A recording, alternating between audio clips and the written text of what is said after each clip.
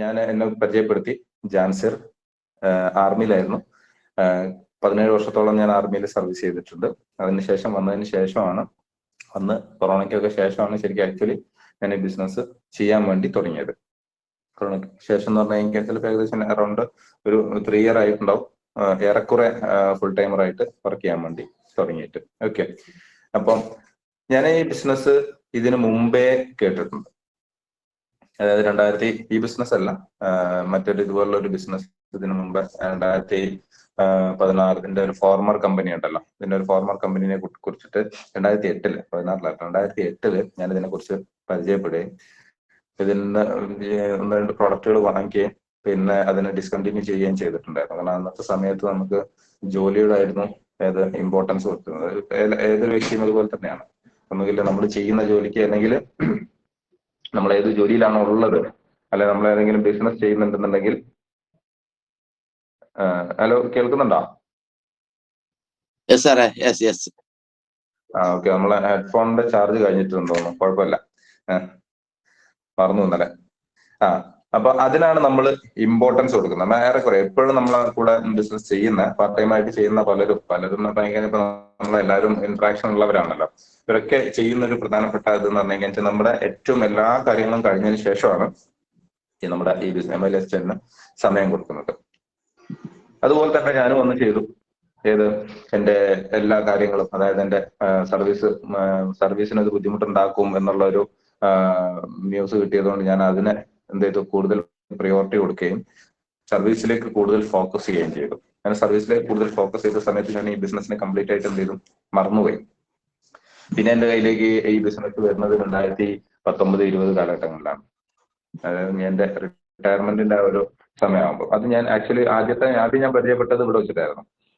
നമ്മുടെ കോഴിക്കോട് വെച്ചിട്ട് തന്നെ എന്റെ ഒരു സുഹൃത്തായിട്ടുള്ള റഫീഖ് എന്ന് പറഞ്ഞ ഒരു വ്യക്തിയായിരുന്നു. ഇവിടെ നാട്ടിലുള്ളതാണ്. ഇന്നിപ്പോ അയാൾ ഈ ബിസിനസ് ചെയ്യുന്നില്ല, അത് വേറെ കാര്യം. പക്ഷെ അന്ന് ഞാനിത് വിട്ടിട്ട് പോയത് കൊണ്ട് എന്താണെന്ന് പറഞ്ഞാൽ, അന്നും ഞാൻ 1-2 ട്രെയിനിങ് ഒക്കെ അറ്റൻഡ് ചെയ്തിരുന്നു. നമ്മുടെ സജി പാർക്കൽ സാറിന്റെ ഒക്കെ ട്രെയിനിങ് അറ്റൻഡ് ചെയ്തിരുന്നു. ഇതിന്റെ ഫോർമർ കമ്പനി തന്നെ ആയതുകൊണ്ട് സജി പാർക്കൽ സാറിന്റെ ഒക്കെ ഒരു ട്രെയിനിങ് നമ്മുടെ നെല്ലിയാമ്പതി വെച്ചിട്ടൊക്കെ അറ്റൻഡ് ചെയ്യാനും ഉള്ള ഒരു ഭാഗ്യം എനിക്ക് ഉണ്ടായിരുന്നു അന്ന്. പക്ഷെ എന്താ പറയാ, സംഭവം മനസ്സിലായിരുന്നു, തിരിച്ചറിവ് വന്നിട്ടില്ലായിരുന്നു. ഓക്കെ, തിരിച്ചറിവ് വന്ന എപ്പോഴാന്ന് വെച്ച് കഴിഞ്ഞാൽ, ഈ ബിസിനസ് സെക്കൻഡ് ടൈം എന്റെ അടുത്തേക്ക് ഡൽഹിയിൽ വെച്ചിട്ട് എന്റെ അടുത്തേക്ക് വന്ന സമയത്ത് ഞാനിതിനെ ഒരുപാട് സമയം ഞാൻ തള്ളി വെച്ചു. കാരണം എന്താ വെച്ചാൽ, നമ്മളൊരു കാര്യം ചെയ്യാത്തതിനെ കുറിച്ച് നമ്മൾ പഠിക്കാൻ ശ്രമിക്കൂലല്ലോ. അങ്ങനെയായിരുന്നു ആദ്യം ഉണ്ടായിരുന്ന ബിസിനസ്. അങ്ങനെ കുറച്ചു കാലം ഒരു 8 മാസത്തോളം എൻ്റെ അടുത്ത് ഈ ബിസിനസ് പറഞ്ഞ വ്യക്തി ഓരോ ആളുകളായിട്ട് എൻ്റെ അടുത്തേക്ക് വരികയും, അതായത് അവരുടെ സീനിയേഴ്സ് ഉണ്ടല്ലോ, നമുക്ക് സപ്പോർട്ടിംഗ് സിസ്റ്റം എന്ന് പറയുന്ന ഒരു സംഭവം ഉണ്ടല്ലോ. അങ്ങനെ ആ വ്യക്തി തന്റെ സപ്പോർട്ടിംഗ് സിസ്റ്റത്തിനെ യൂസ് ചെയ്തുകൊണ്ട് എൻ്റെ അടുത്തേക്ക് എത്തുകയും അങ്ങനെ പല പ്രാവശ്യം വരികയും ചെയ്തു. അതിന്റെ ഇടയിൽ ഒരിക്കൽ നമ്മുടെ കമ്പനിയുടെ ഹാർവസ്റ്റ് അക്കാഡമിന്റെ ഒരു മാഗസിൻ ഉണ്ടായിരുന്നു, മുമ്പ് ഉണ്ടായിരുന്നത്. ഇപ്പൊ ഞാൻ കണ്ടിട്ടില്ല, അത് ഇപ്പൊ ഡിജിറ്റൽ മാഗസിൻ ആണ്. അപ്പൊ ആദ്യത്തെ ആ ഒരു ഹാർഡ് കോപ്പി മാഗസിൻ ഉണ്ടായിരുന്നു. ആ മാഗസിന് എന്റെ ക്വാർട്ടേഴ്സിൽ അന്ന് ഞാൻ ഡൽഹിയിൽ സർവീസ് ചെയ്യുന്ന സമയമാണ്, ക്വാർട്ടേഴ്സിൽ വിട്ടിട്ട് പോവുകയും ചെയ്തു. അങ്ങനെ യാദൃശ്ചികമായിട്ട് ഞാനൊന്ന് തുറന്നു നോക്കാനുള്ള സാഹചര്യം ഉണ്ടായപ്പോൾ എനിക്ക് പരിചയമായിട്ടുള്ള ഒരു മുഖം സജി പാർക്കൽ സാർ ITC ലിസ്റ്റില്, അന്ന് 2019 കഥയാണ് പറയുന്നത്, ITC ലിസ്റ്റില് നിൽക്കുന്നുണ്ട്. അപ്പൊ ആ സമയത്ത് എനിക്ക് മൈൻഡിൽ ചെറിയൊരു ഈ പേര് ഞാൻ എവിടെ കേട്ടിട്ടുണ്ടല്ലോ. അങ്ങനെ അത് പിന്നെ എന്റെ ഓർമ്മയിൽ വരികയും നമ്മൾ ഈ പരിപാടി അറ്റൻഡ് ചെയ്തിരുന്നതും ആ കാര്യങ്ങളൊക്കെ എന്റെ മൈൻഡിലേക്ക് റിമൈൻഡ് ആവുകയും ചെയ്തു. അതുകൂടാതെ യാദൃശ്ചികമായിട്ടല്ല, എന്നാലും ഞാൻ ഇതിലേക്ക് എന്ത് ചെയ്തിട്ടില്ല, ഓക്കെ എന്നുള്ള ഒരു കണ്ടീഷനിലേക്ക് എത്തിയിട്ടില്ലായിരുന്നു. പിന്നെ ഒരിക്കൽ നമ്മുടെ ഡയമണ്ട് എക്സിക്യൂട്ടീവ് ഇന്ന് ഇല്ല ആള് ദുനിയാവില്, നമ്മുടെ Sijan C Nair sir, diamond executive Sijan C Nair sir, പുള്ളിക്കാരന്റെ ഒരു ട്രെയിനിങ്, 1 ഡേ ട്രെയിനിങ് ഡൽഹിയിൽ വേറെ പ്രത്യേകത ഉണ്ട് കേട്ടോ. കണ്ടിന്യൂസ് ആയിട്ട് എല്ലാ ട്രെയിനിങ്ങുകളും നമുക്ക് കിട്ടും. ഓക്കെ, അങ്ങനെ സിജൻ സാറിന്റെ ഒരു 1 ഡേ ട്രെയിനിങ് SLSLO അങ്ങനെ തോന്നാണ്, സക്സസ്ഫുൾ ലീഡേഴ്സ് എന്ന് പറഞ്ഞിട്ടുള്ള ഒരു സെഷൻ ഉണ്ടായിരുന്നു. അപ്പൊ അതിന് വേണ്ടിയിട്ട് എന്നെ ഈ പരിചയപ്പെടുത്തിയ വ്യക്തി, ഹരിയാനക്കാരനായിട്ടുള്ള ഒരു വ്യക്തിയാണ് എന്നെ പരിചയപ്പെടുത്തിയത്. ആ വ്യക്തി എന്ത് ചെയ്തു, എന്നെ അദ്ദേഹത്തിന്റെ വണ്ടിയിൽ നിർബന്ധിതമായിട്ട് കയറ്റിയിട്ട് എന്നെ ട്രെയിനിങ്ങിന് കൊണ്ടുപോയി. അപ്പൊ അവിടെ പോയി ഫുൾ ഹൗസ്ഫുൾ, അതായത് ഇപ്പൊ നമ്മുടെ ഇവിടുത്തെ നളന്തയിലൊക്കെ നമ്മൾ ഓരോരോ പ്രോഗ്രാം നടത്തുന്നത് പോലെ ഭയങ്കര ക്രൗഡഡ് ആയിട്ടുള്ള ഒരു പ്രോഗ്രാം. ഒന്ന് എന്നെ മുന്നിൽ തന്നെ കൊണ്ടുപോയി എനിക്ക് പോകാൻ പറ്റിയ ഒരു സിറ്റുവേഷൻ അല്ലായിരുന്നു. ഓക്കെ, അങ്ങനെ പ്രോഗ്രാം അറ്റൻഡ് ചെയ്തു. പിന്നെ പുള്ളിക്കാരൻ മലയാളിയാണ് എന്നുള്ളൊരു കൺസിഡറേഷൻ കൂടി നമ്മളതിൽ ഉണ്ടാവുമല്ലോ. അപ്പൊ നമ്മളൊരു എന്താ പറയാ, നമ്മളൊക്കെ മലയാളികളാണ്, അല്ലാത്തവരുണ്ടാവാം, ബട്ട് എന്നാലും നമ്മൾ പോകുന്ന ഒരു സ്ഥലത്ത്, നമ്മൾ പോകുന്ന നമുക്കറിയാത്ത ഭാഷ അല്ലെങ്കിൽ നമ്മളുടെ കേരളം അല്ലാത്തൊരു സ്ഥലത്ത് നമ്മൾ പോകുമ്പോൾ സ്വാഭാവികമായിട്ടും ഒരു മലയാളിയെ കണ്ടു കഴിഞ്ഞാൽ, മലയാളിയുടെ ഇന്ററാക്ഷൻ വന്നു കഴിഞ്ഞാൽ നമുക്കൊരു സംതിങ് ഒരു കുറച്ചൊരു അടുപ്പം ആ വ്യക്തിയോട് നമുക്കുണ്ടാവും. അതുപോലെ തന്നെ എനിക്കും ഈ വ്യക്തിയോട്, അതായത് സിജൻ സി നായരോട് എനിക്കൊരു അടുപ്പ്, ഒരു പ്രത്യേകമായിട്ടുള്ള ഒരു ഇതുണ്ടായി, ഒരു കണക്ഷൻ, നമ്മുടെ റാപ്പോ എന്ന് പറയും. അപ്പൊ അങ്ങനെ അദ്ദേഹത്തിന്റെ ട്രെയിനിങ് മൊത്തമായിട്ട് അറ്റൻഡ് ചെയ്യുകയും അതിൽ നിന്ന് കുറെ കാര്യങ്ങൾ എന്റെ ധാരണയിൽ ഉള്ളതല്ല ഈ ബിസിനസ് എന്നുള്ളത് കുറെയൊക്കെ മനസ്സിലാകുകയും, എന്നിരുന്നാലും ഞാൻ മുഴുവൻ അദ്ദേഹത്തിന്റെ സെഷൻ കഴിഞ്ഞ ഉടനെ തന്നെ വേറെ ഒരാളുടെ സെഷൻ കൂടി ഉണ്ടായിരുന്നു, അന്ന് എനിക്ക് കറക്റ്റ് ആയിട്ട് ഓർമ്മയില്ല, അവിടുത്തെ ഒരു ലീഡറിന്റെ ഒരു സെഷനും കൂടി ഉണ്ടായിരുന്നു. അപ്പൊ അത് ഞാൻ കംപ്ലീറ്റ് ചെയ്യാതെ ഞാൻ അവിടുന്ന് ഇറങ്ങി പോരാണ് ഉണ്ടായത്.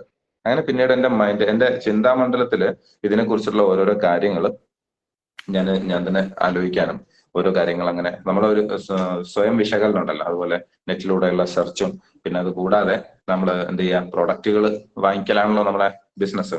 അങ്ങനെ ആ പ്രോഡക്റ്റുകൾ വീട്ടിലേക്ക് ആവശ്യമായിട്ടുള്ള, വൈഫിന്റെ കുറച്ച് ഇഷ്യൂസ് ഉണ്ടായിരുന്നു, പിന്നെ കുട്ടികളുടെ കുറച്ച് ഇമ്മ്യൂണിറ്റിയുമായിട്ട് ബന്ധപ്പെട്ടുള്ള പ്രശ്നങ്ങളുണ്ടായിരുന്നു. അങ്ങനെ കുറച്ച് പൈസയുടെ ഒരു 5000 രൂപയുടെ പ്രോഡക്റ്റ് ഞാൻ വീട്ടിലേക്ക് വാങ്ങിക്കുകയും, അന്നും ഞാൻ അവരോട് പറഞ്ഞിട്ടുണ്ട് ബിസിനസ് തുടങ്ങാനായിട്ടില്ല, തൽക്കാലം എനിക്ക് പ്രോഡക്റ്റ് ഇതാ, ഞാൻ പ്രോഡക്റ്റിനെ കുറിച്ച് ഒന്ന് ഉപയോഗിച്ചിട്ട് പഠിക്കട്ടെ എന്ന് പറഞ്ഞിട്ടാണ് വാങ്ങിച്ചത്. അങ്ങനെ ആ പ്രോഡക്റ്റ് വാങ്ങിക്കുകയും പ്രോഡക്റ്റ് ഉപയോഗിക്കുകയും വീട്ടിൽ ഭയങ്കര അമേസിംഗ് ആയിട്ടുള്ള റിസൾട്ട് കിട്ടുകയും ചെയ്തിട്ടുണ്ട്. വുമൺ കമ്പാനിയനായിരുന്നു ഞാൻ വൈഫിന് വേണ്ടി വാങ്ങിച്ചിരുന്നത്. പിന്നെ വീട്ടിലേക്ക് കോമൺ ആയിട്ട് വാങ്ങിച്ചിരുന്നത് നമ്മുടെ കവചപ്രാശം.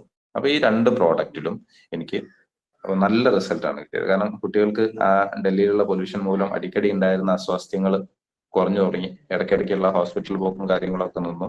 പിന്നെ വൈഫിന് വയറുവേദന കലശലായിട്ടുള്ള പ്രശ്നം ഉണ്ടായിരുന്നു. നമ്മുടെ എന്താ പറയാ, വൈറ്റ് ഡിസ്ചാർജ് എന്ന് പറയുന്ന ഒരു സംഭവം ഉണ്ടല്ലോ, വെള്ളപ്പൊക്കം എന്നൊക്കെ പറയുന്ന അതിന്റെ ഒരു സ്റ്റേജ് അവർക്ക് ചെറുപ്പം മുതലുള്ള +2 സമയം മുതലേ ഉണ്ടായിരുന്നതാണ്. ആ ഒരു പ്രശ്നത്തിന് നമ്മുടെ പ്രോഡക്റ്റ് ഒരു 3 മാസം യൂസ് ചെയ്തപ്പോഴത്തേക്കും അതിന് ഭയങ്കരമായിട്ടുള്ള റിസൾട്ട് കിട്ടി. അതായത് ഞാൻ ബിസിനസ് തുടങ്ങുന്നതിന് മുമ്പേ തന്നെ ഈ പ്രോഡക്റ്റ് ഉപയോഗിച്ചു.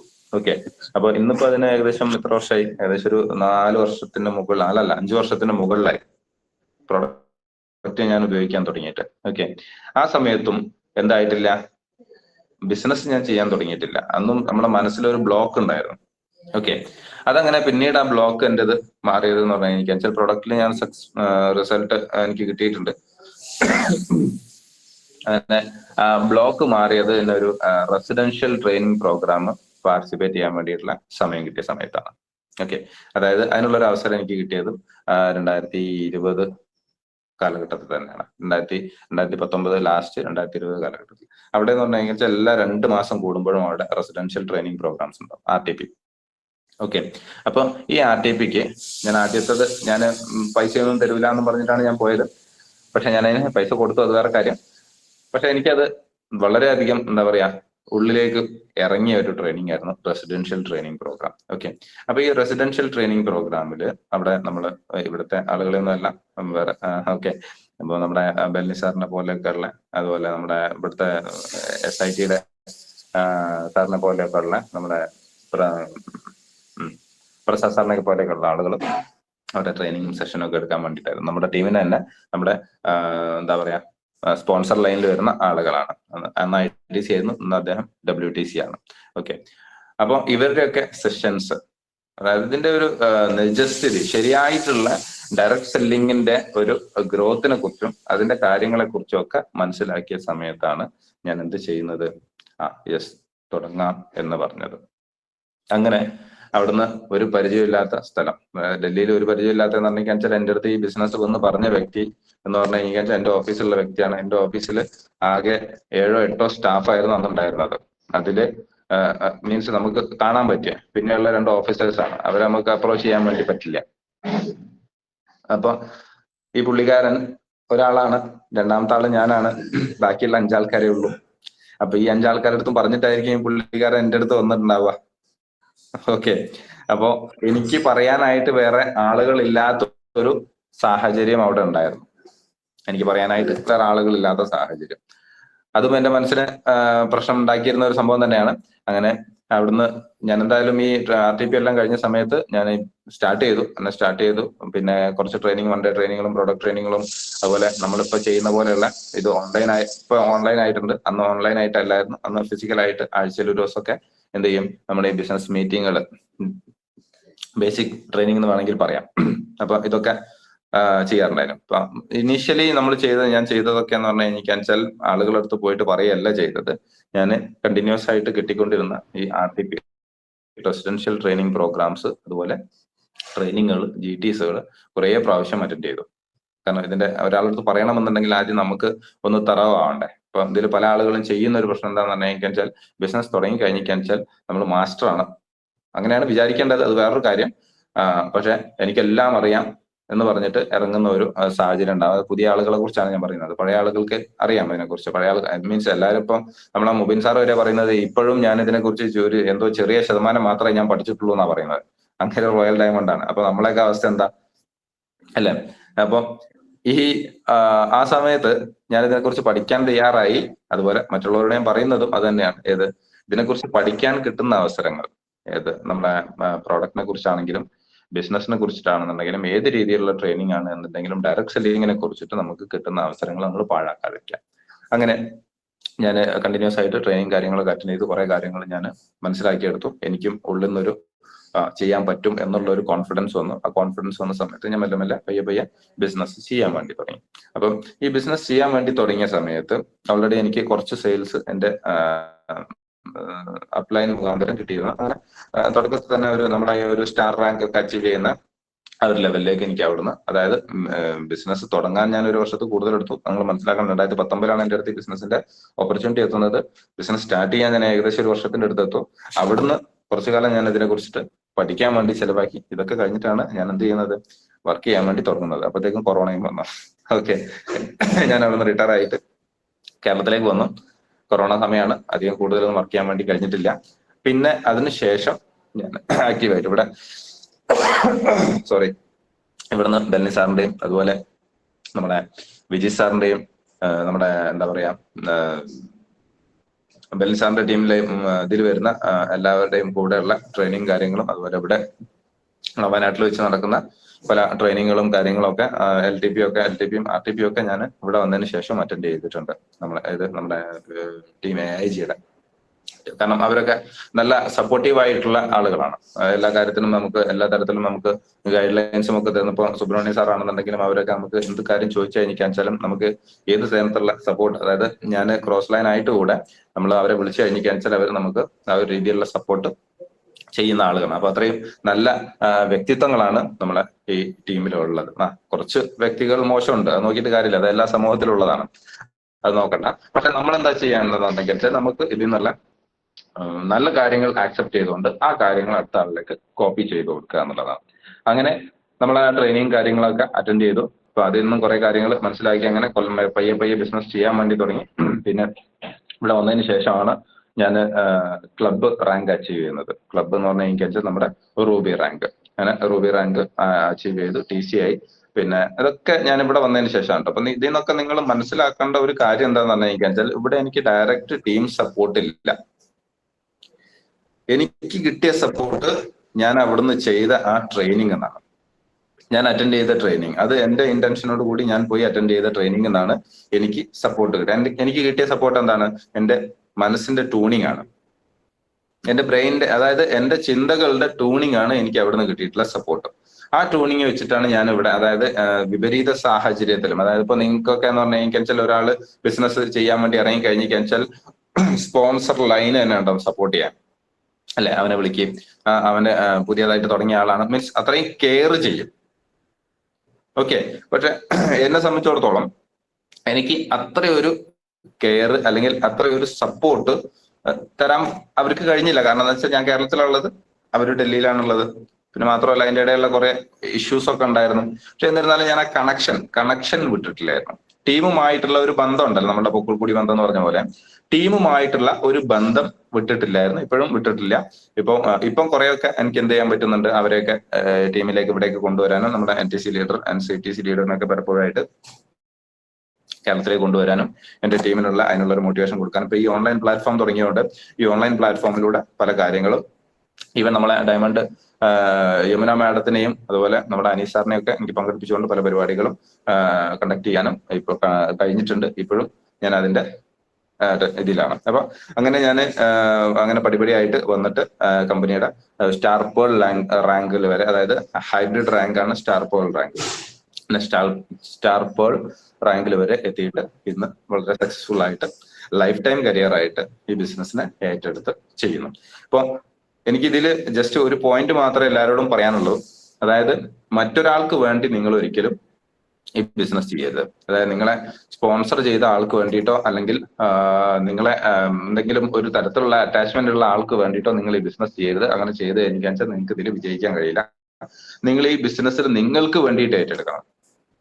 ഓക്കെ, നിങ്ങൾക്ക് വേണ്ടിയിട്ട് ഏറ്റെടുത്ത് കഴിഞ്ഞാൽ നിങ്ങൾക്ക് ട്രെയിനിങ് വരുമ്പോൾ നമുക്ക് സമയം കണ്ടെത്താൻ കഴിയും, മറ്റെന്തെങ്കിലും പ്രോഗ്രാം വരുമ്പോൾ നമുക്ക് സമയം കണ്ടെത്താൻ കഴിയും, ഹോം മീറ്റിംഗ് കണ്ടക്ട് ചെയ്യാൻ വേണ്ടി കഴിയും. കാരണം ഇതിനൊക്കെ നിർണ്ണയിക്കാൻ വെച്ചാൽ ഇത് നമ്മളുടേതാണ് എന്നുള്ള ഒരു തോന്നല് നമ്മളിൽ നിന്നും വരണം. ഇതിൽ ആരൊക്കെ ഉണ്ടെന്ന് അറിയില്ല, ഒരുപാട് എന്നെക്കാളും സീനിയർ ആയിട്ടുള്ള ലീഡേഴ്സും ഹയർ റാങ്കിലുള്ള ലീഡേഴ്സും ഒക്കെ ഉണ്ടാവും. എന്നാലും ഞാൻ പറയുന്ന ഒരു കാര്യം ഇതാണ്, നമ്മൾ എപ്പം ഇത് നമ്മളുടെ ബിസിനസ് ആണെന്ന് കണ്ടിട്ട് ചെയ്യുന്നോ, നമ്മുടെ ടീമിന് വേണ്ടി, നമ്മുടെ അസോസിയേറ്റ്സിന് വേണ്ടി അവരെ ഡെവലപ്പ് ചെയ്യാൻ വേണ്ടിയിട്ട് നമ്മൾ ഇതിൽ പ്രവർത്തിക്കുന്നോ, ആ സമയത്തെ നമുക്ക് ഇതിൽ വിജയം വരാൻ തുടങ്ങിയുള്ളൂ. ഓക്കെ, അപ്പോ എല്ലാവർക്കും നേരം വൈകിയാണ് ഞാൻ ആദ്യമേ ക്ഷമ ചോദിക്കുന്നു. പിന്നെ ഓൾറെഡി പ്രിപ്പയർഡ് അല്ലായിരുന്നു. എന്നിരുന്നാൽ കൂടെ നമ്മൾ ഇങ്ങനെ എപ്പോഴും ഇങ്ങനെ ഓരോരോ കാര്യങ്ങൾ പറഞ്ഞുകൊണ്ടിരിക്കുന്നുണ്ട്. നമ്മുടേതായിട്ടുള്ള നടന്ന കാര്യങ്ങൾ പറയാൻ നമ്മൾ വേറെ പ്രിപ്പയർ ചെയ്യേണ്ട ആവശ്യമില്ലല്ലോ. അതുകൊണ്ട് ഞാൻ ട്രെയിനിങ്ങിന്റെ സെഷനെ കുറിച്ചിട്ടൊന്നും ഞാൻ പഠിച്ചിട്ടില്ല. പറയാനുള്ള ഒരു കാര്യം എത്ര മാത്രം, സ്വന്തം ബിസിനസ് ആയിട്ട് കാണാൻ, പഠിക്കാനുള്ള അവസരങ്ങൾ മിസ്സാക്കാതിരിക്കുക, പ്രവർത്തിച്ചുകൊണ്ടിരിക്കുക. പ്രവർത്തനം നിന്ന് കഴിഞ്ഞാലും പഠിച്ചതിന് കാര്യം ഉണ്ടാവില്ല. നമ്മൾ സ്കൂളിലും മദ്രസിലൊക്കെ പോയി അത് ഉപയോഗിക്കാതെ കഴിഞ്ഞാൽ അതുകൊണ്ട് ആ ജീവിതത്തിൽ പകർത്തിയിട്ടില്ലെങ്കിൽ അതുകൊണ്ട് കാര്യം ഉണ്ടാവില്ല. അതുപോലെ നമുക്ക് ഈ ബിസിനസ്സിൽ നിന്ന് കിട്ടുന്ന എല്ലാ ട്രെയിനിങ്ങുകളും അതിനെ നമ്മൾ എന്ത് ചെയ്യുക, നമ്മൾ ഫീൽഡിൽ അപ്ലൈ ചെയ്തുകൊണ്ടിരിക്കുക. ഒറ്റയടിക്ക് സക്സസ് ആയിക്കൊള്ളണമെന്നില്ല. ബട്ട് 2, 3 പ്രാവശ്യം 4 പ്രാവശ്യം ചെയ്യുമ്പോൾ എന്താവും, അതിൽ നമ്മൾ മാസ്റ്റർ മൈൻഡ് ആവും. അപ്പൊ എന്നതുപോലെ ആ കാര്യങ്ങളെ നമ്മൾ പഠിക്കുക, പ്രവർത്തിക്കുക, അതിൽ നിന്ന് നമ്മളെ കൂടെ ടീമിൽ വരുന്ന ആളുകളെ നമ്മൾ ഈ സംഭവങ്ങൾ പഠിപ്പിക്കാം. ആ പഠിപ്പിച്ചു കഴിഞ്ഞാൽ അവിടെ ആ കോപ്പി പേസ്റ്റ് എന്നുള്ള ഒരു സംഭവം, അതായത് മൾട്ടിപ്ലിക്കേഷൻ, സ്കിൽ മൾട്ടിപ്ലിക്കേഷൻ എന്ന് പറഞ്ഞിട്ടുള്ള ഒരു സംഭവം നടക്കും. ആ സ്കിൽ മൾട്ടിപ്ലിക്കേഷൻ എന്ന് പറഞ്ഞിട്ടുള്ള സംഭവം നടക്കുമ്പോഴാണ് നമുക്ക് ഇതിൽ നിന്ന് കൂടുതലായിട്ടുള്ള വലിയ വലിയ വരുമാനങ്ങൾ വരാൻ തുടങ്ങുന്നത്. ഓക്കെ, അപ്പൊ എല്ലാവർക്കും ആ രീതിയിൽ ടീം മൾട്ടിപ്ലിക്കേഷൻ നടത്താനും, ഓക്കെ, ടൈം മൾട്ടിപ്ലിക്കേഷൻ എടുക്കാനും, ഇൻകത്തിന്റെ മൾട്ടിപ്ലിക്കേഷൻ എടുക്കാനും സാധിക്കട്ടെ എന്ന് ആശംസിച്ചുകൊണ്ട് ഞാൻ മൈക്ക് MC ക്ക് ഹാൻഡ് ഓവർ ചെയ്യാണ്. Thank you all.